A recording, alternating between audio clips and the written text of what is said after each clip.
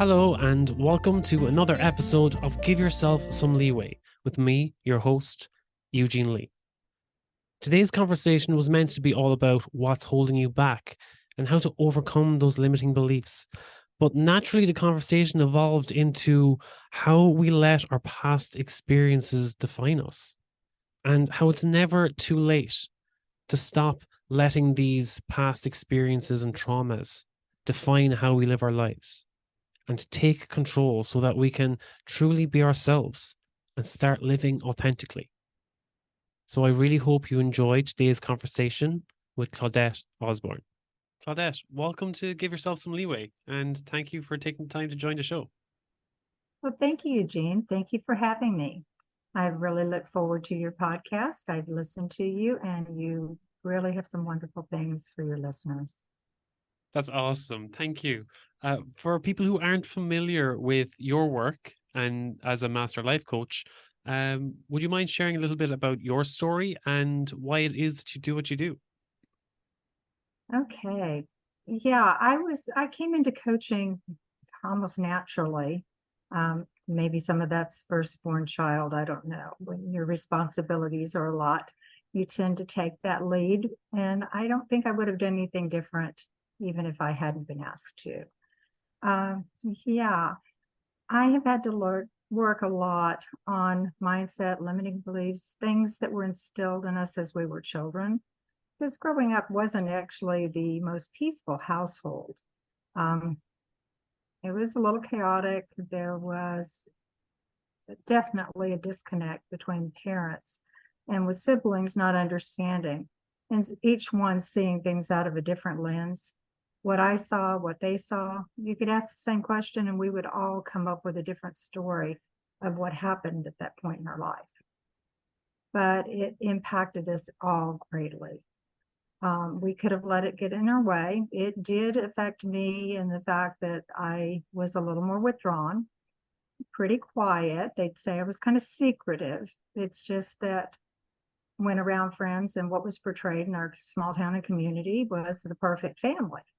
You just came home to things that worked. And in my age group, especially, of course, that stayed at home. But it was also a false facade that everyone put on. And so you were always kind of walking around on glass. You didn't want people to know that things weren't perfect at home. And whether that was us being too sensitive to that or the time in which we grew up in, it did affect how we handled our life. My distractions in school. Yeah, I was in school, but I was distracted. I didn't share much with my friends. I didn't let them get too close.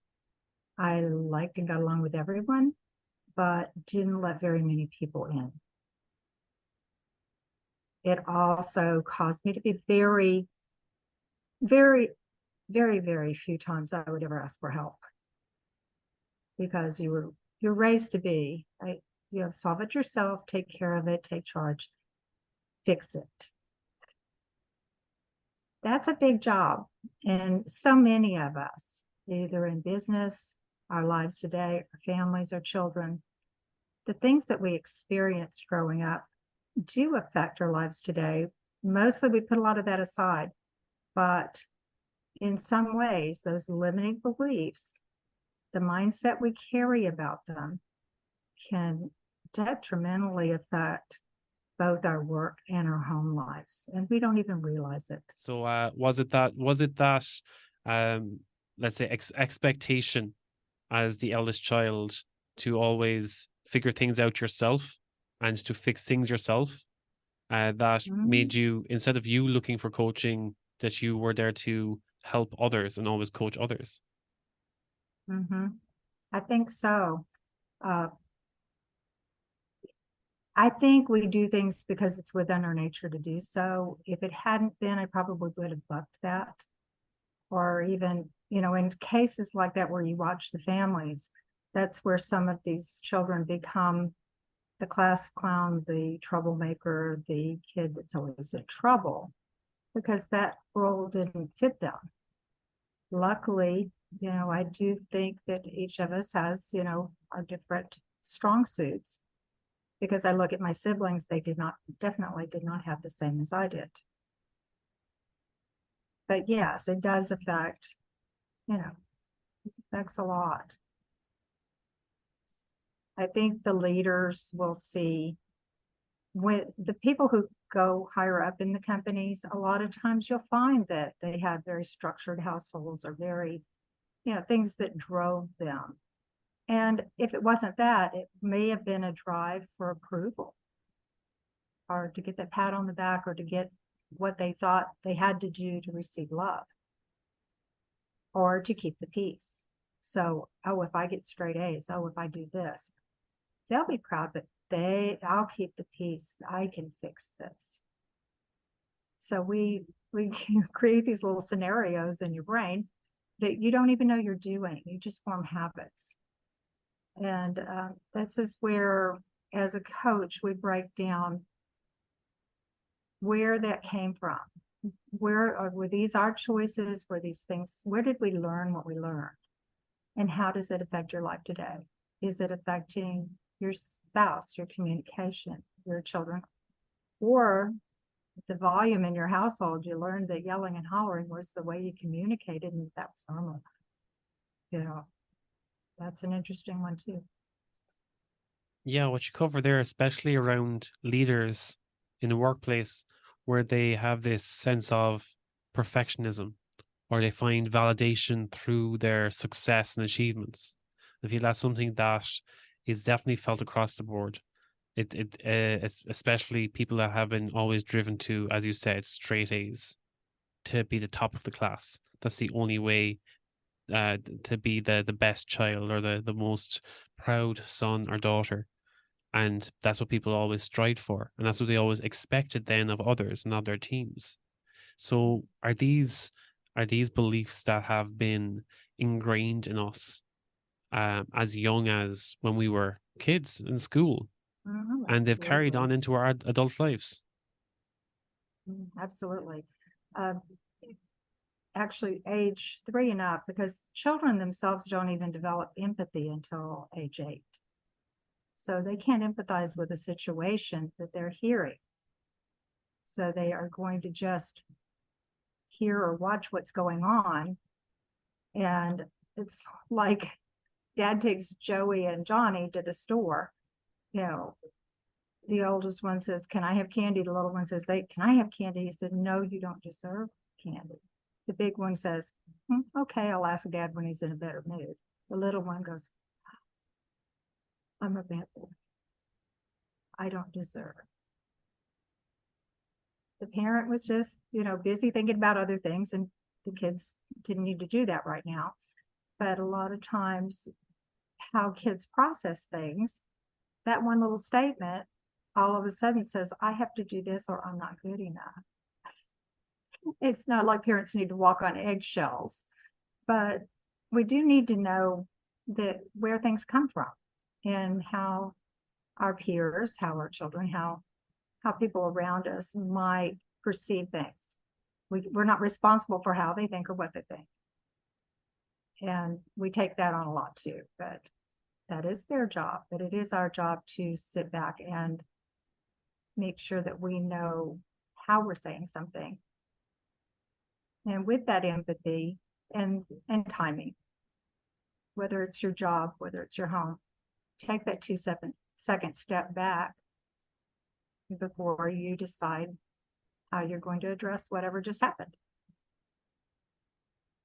That's an interesting point you made there, especially around the candy store, and the 3-year-old in the candy store feeling that they weren't worth the candy, that they were bad because they didn't deserve it. And I feel that that attitude can be brought as far as the workplace, where a manager may feel, oh, someone on a team doesn't deserve this promotion, doesn't deserve this raise, no matter what work they do or how much experience they have. They don't deserve it because they maybe just don't see eye to eye with someone, and they just carry that belief as like, no, if I was in their shoes, I wouldn't deserve it, so I'm doing the right thing by not giving them this position. See, that's it. Why most leaders as in some other courses and things, will tell you why some leadership fails. And they can't get their team together. They can't get their team to work together. The lens that they're seeing things out of comes from what they knew and how they've been brought up, or how they've been taught by their mentors, either in work or family or whatever. Those calls are going to come from things like that.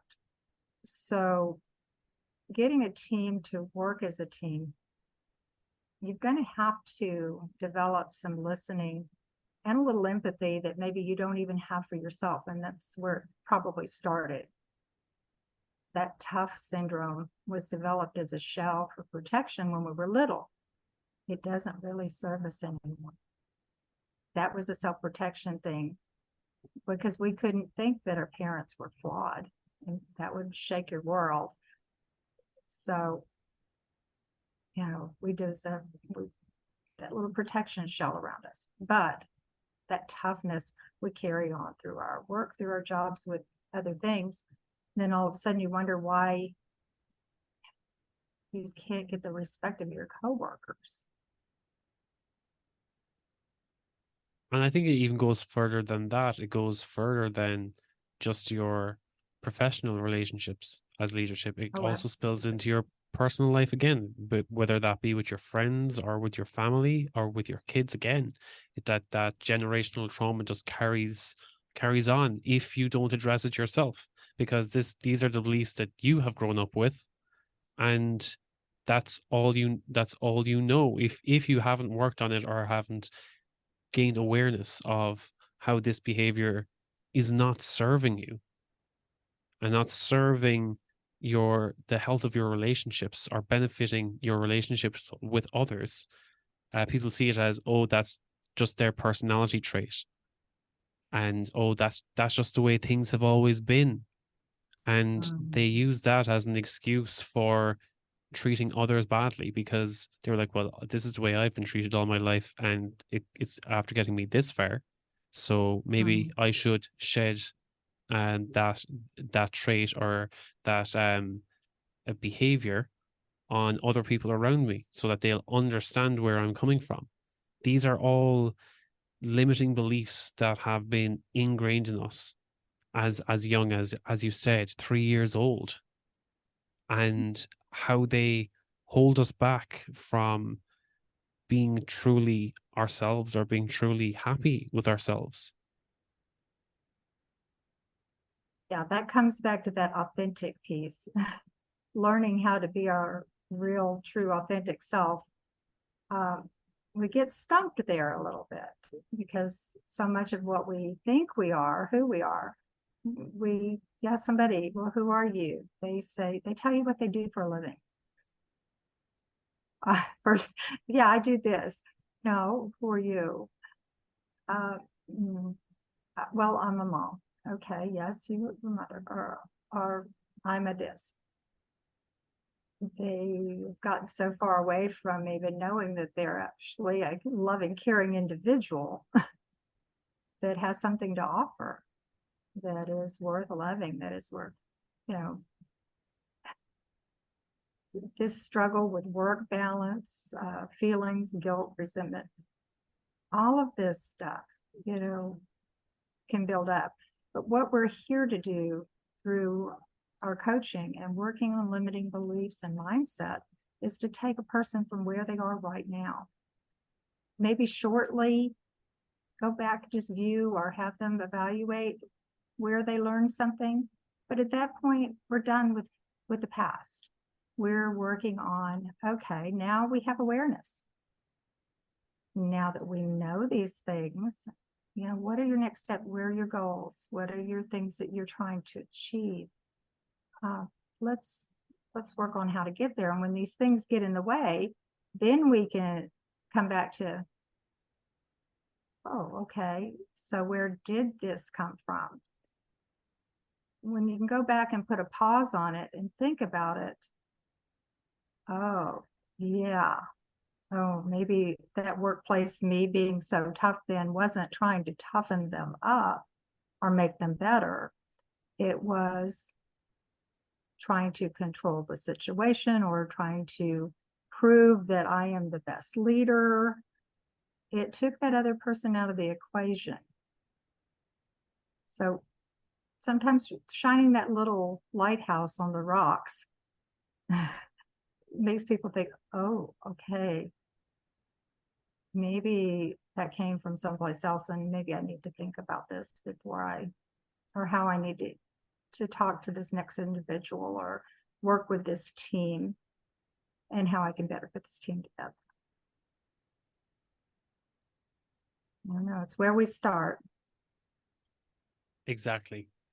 And again, even spilling further again from that is other than just our personal relationships, but not just our professional relationships, but our personal relationships too.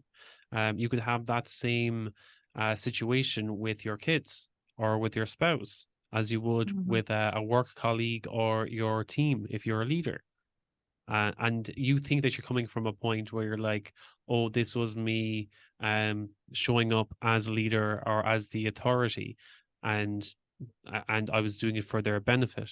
But when you look back in hindsight, now that you have awareness of these traits or these beliefs that you've held dearly that you've linked with your identity, and when you look back, you're like, oh, I was actually controlling that situation because I thought that I needed to have control for that to work in my favor. And as a result, you've actually probably damaged that relationship going forward.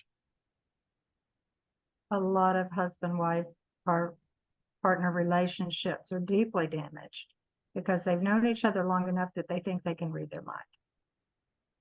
They quit communicating because they think they know everything about this person, how they're thinking, how they're feeling. And just to keep the peace, they're going to just kind of roll along with things. After a while, you can really deeply damage relationships like that. Same thing with the kids. Oh, I know what they're going to do next. I know how they think about that. I know how they feel about that. No, it's a pretty big assumption. So it's time to step in there and start communicating again.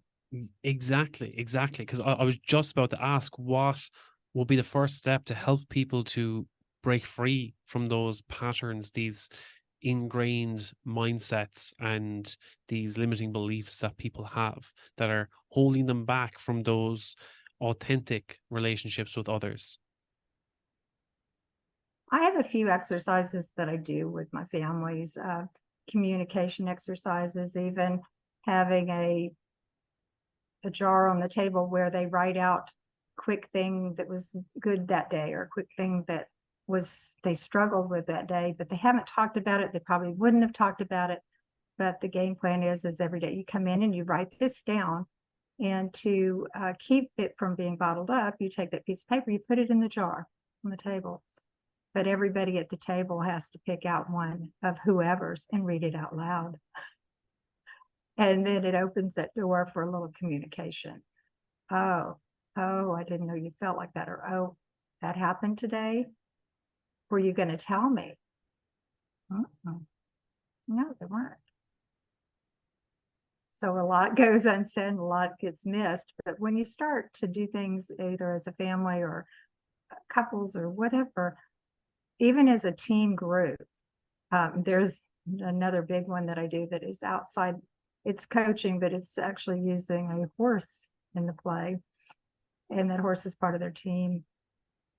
They tend to get frustrated and they're trying to work with this animal, or they're trying to do something they're on their own. The other person's trying to do something on their own. They've left that other team member out, which was the horse. He's going to get distracted. He says, don't want any part of this. I'm going back to my herd. And I said, well, why did your horse do that? He says, I don't know. I said, well, was he still included? Was he still part of the team? Oh, well, you mean they can feel that? Yeah. I said, can you feel that when that team is not working and not everyone is getting their input to build what's going to come out in this project to be the best project ever? if everyone doesn't get an input and there are a couple of people at the top doing this whole team thing and everybody goes, yeah, let's do that. Same thing with the family and these little exercises, or the horse exercise, to bring awareness to, I have checked out. I'm working on my own. I'm not including the other person. Where do we go? And there are several things that you can do to help bring awareness, but that's where all the momentum and the things that are good start to happen in your teams and in your families. And some of it's not pleasant. It's simple. It's not easy. There's nothing Exactly. easy. And I think that people need to, need to meet people halfway, or sometimes more than halfway, when it comes to these things. That there's sometimes when there's that barrier to communication, you're trying to open that communication pathway again. As you said, all the thoughts in a jar. And as soon as you start sharing those, people are like, well, why haven't you been sharing those with me? Or why hasn't this been the case? And you're trying to open that line of communication again, and you're met with resistance as to, why haven't we been doing this all along? Or I didn't know that about you.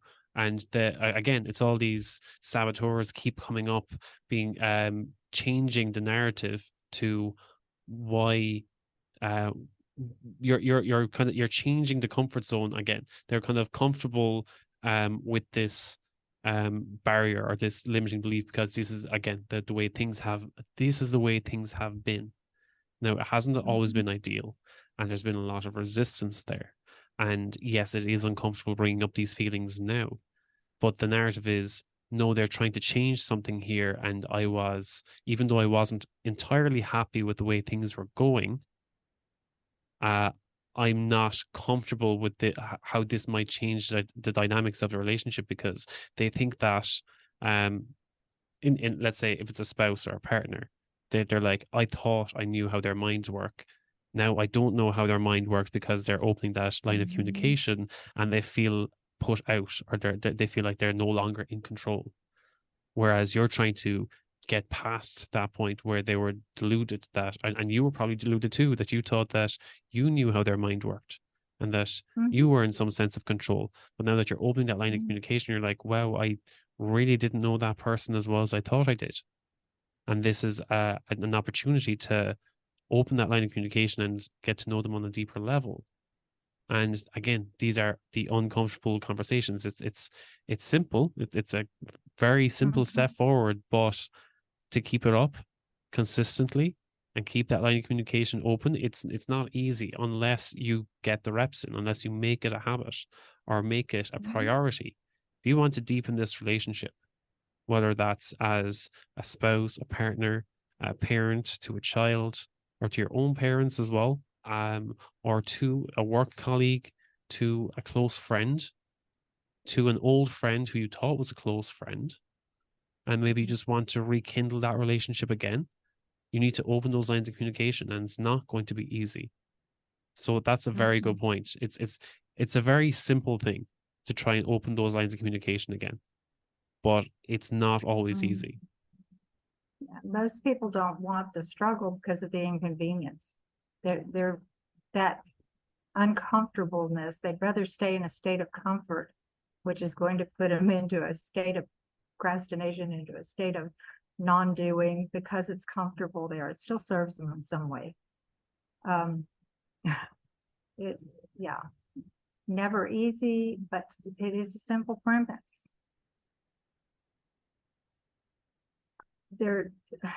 There's so many other things, like the groups, the families, everybody can do as far as awareness and mindfulness practices, even focusing on their self-care, their exercise.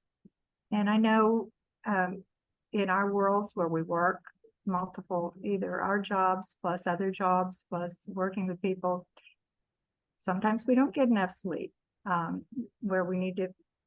I'm pretty good about keeping up with a healthy diet, but not everybody does. When they live busy lives, they're also generally snacking and not eating properly. All of these things, setting boundaries, avoiding overcommitment. sometimes even in your workplace, when one person's carrying the load, sometimes the reason that person's carrying all the load is because they keep jumping over and over committing and are afraid to let their team take it because they think that their project will fail if they're not spearheading this. That's a big one too. Same thing with families. And I've been guilty too, as you see somebody struggling and you let them struggle for a while and you let them struggle. So, okay, let me do that. And you pop up and do it for them. Did you teach them anything?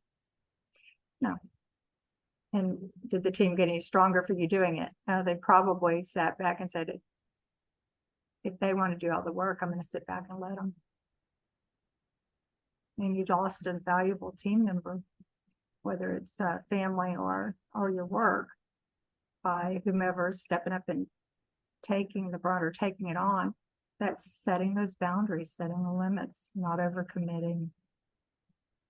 Those are hard things to do, especially for corporate, America.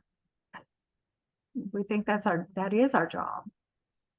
No, building that successful team and making the company shine, or making, those are our jobs. And sometimes we have to take that back seat to make our team productive and shine. Yeah. I think that's definitely hit the nail on the head there, because that's where I was before I burnt out. That I was taking on every project, or be that in work, I was taking on extra projects outside of work. I was doing I was doing part-time courses in college and getting my degrees as well at part-time. Even my manager would call me crazy at one point, being like, you're crazy taking on this extra workload outside of work. You have a busy enough week as it is. And I was like, well, I have impeccable time management skills at the end of it, if I can complete all of this. And even on top of that, again, I took on extra activities within my community and within my family and with friends. And I committed to everything because I felt that I was in a position where, oh, I'm the workaholic here, and I can still make space in my life for all these personal projects and all these personal relationships, and that I'll never burn out, or I'll always find the energy and the drive and the motivation and the discipline to get everything done, because it felt like I was trying to get the most out of every moment, rather than taking a step back and being, what can I prioritize so that I show up at each of these at my best? And which ones do I need to sacrifice? Which ones do I need to put on the back burner for now, so that I can give my full potential and be fully present and share each moment with that person and build that relationship in that moment, rather than trying to fit in everyone at once and only give them a moment of my time because my mind is elsewhere. Mm-hmm. Most of us, I think, in the busy world are guilty of that. I think that at some point we do put the gas on and we really pour into what we're doing to set up a path for us that we think, okay, in the future, I'm doing this now so I can have this in the future. That's great if we don't develop a habit of doing that to where we feel like we have to do this, and that peace be still time, that we're not comfortable if we're not in high gear with our tail on fire. I mean, that happens, you sit there, and if you can sit for a few minutes and all of a sudden feel like you need to pop up and do something, maybe it's time to sit there another 10 minutes and breathe and get past that and know that you're going to survive not being busy every second of the day. It is okay to prioritize ourselves, our well-being. Be mindful. That's the mindful part of it, is discovering that awareness that you do need that time and you are okay with that. You will survive that. We've just developed such really horrible habits. And like some of it was ingrained in that, but I want to be the good girl. I want to be the good guy, I have to do this. Who says? We're the one that has that call. No one else. We're responsible for that. I think one of the things that holds us back from being that present and aware with ourselves is because we're trying to juggle both our personal and our professional lives. That we feel that we're trying to strive for this work-life balance, but at the same time, we don't want to work less hours because it might mean less pay. And we need that pay to fulfill this ideal family life that we've designed or we've idealized. And how do you think you can strike a balance or harmonize your personal and professional life without sacrificing either? That depends a lot on if you're placing your value on yourself and how much money you have to make to have those things. Is it a lack of value as I'm good enough, or is it that money is what makes me who I am, or makes me, I'm only the person I am because I have this or that. My happiness depends on me having this huge this or that, or house or car, or the next Ferrari that rolled off the lot. If that's where your happiness is based, that can catch on fire tomorrow and not be there. So, taking a step back and where to find that work-life balance is what do you truly need, and why do you want what you want? So that okay, this is what I need, this is what I'd like to have, this is what I want, or this is what I feel like I've got to have, or I'm not going to feel like I'm good enough. Start to prioritize where this fits in your life. Then you start to see the areas that might need more of your time. The wheel of life, or the coaching wheel. I mean, sometimes people don't even realize how much of their time they spend where. They know they spend a lot of time working, but all the things that we say are important to us, to actually see that in writing and see how much time you'd like to spend there and how much you actually do, so that you can see what areas need that improvement and where you might need to make adjustments in the rest. And we've really worked ourselves into kind of a major mousetrap sometimes, because we've gotten all these wonderful things that cost so much that we feel like we have to maintain that style. But you don't really feel that way so much if you're good with who you are and love who you are, despite having the money or not.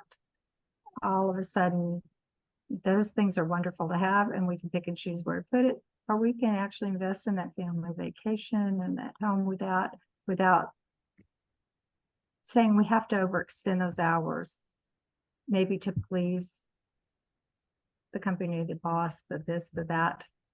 If you're doing it for other people, other people's reasons, figure out what your reasons are.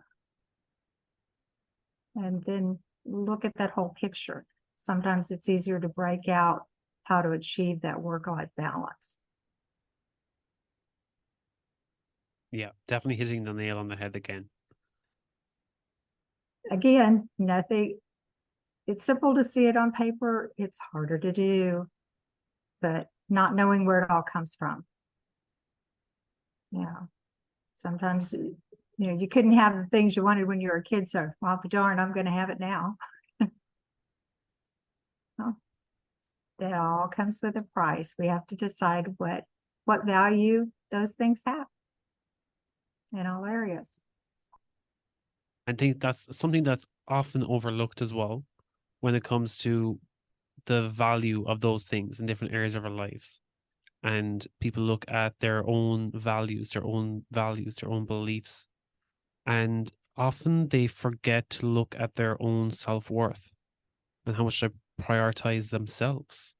and they look at their Mhm. values and they're like, this is what I stand for. They look at their beliefs and they're like, these are the boundaries I set on myself that I will never let myself down. And next thing, when they look at their self-worth, they always tie it back to my self-worth is linked to my career, uh, to my social status, to where I live, to how much savings I have in the bank. And if they were to lose that overnight, they feel that they've lost their identity. They're like, oh, but that's who I was. That's how I lived. Mhm.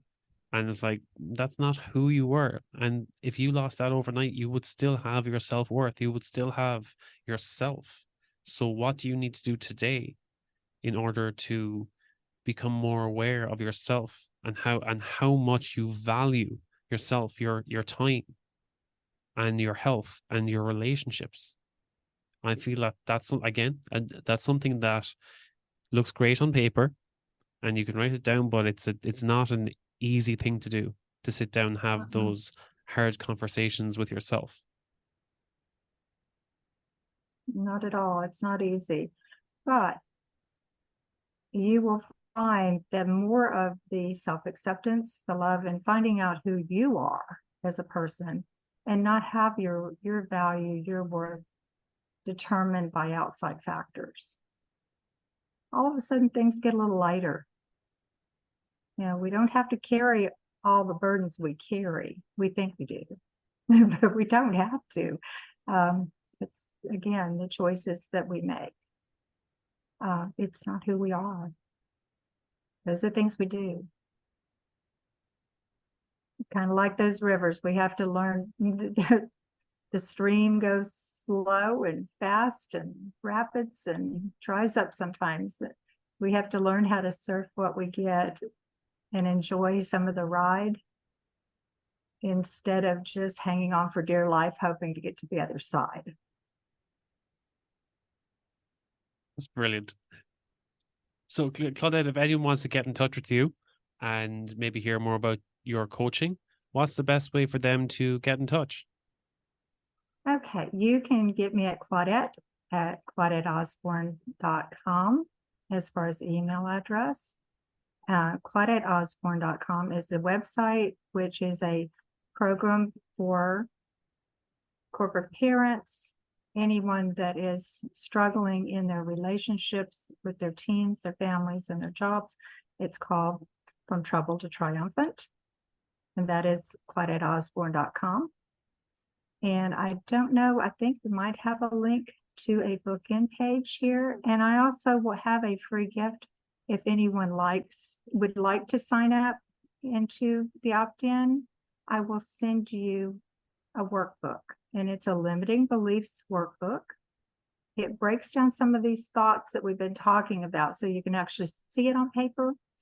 And then in the end, which I do believe in some journaling, because if you don't write things down, if it lives in your head, you can't get out of your head. You've got to sometimes get out of there. So learning how to journal, there are some journaling prompts on the last page with a few pages that you can write down and start to spend that few minutes for yourself.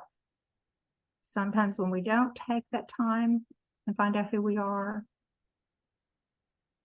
these little tools will help to give you even a few minutes at a time, 5 minutes.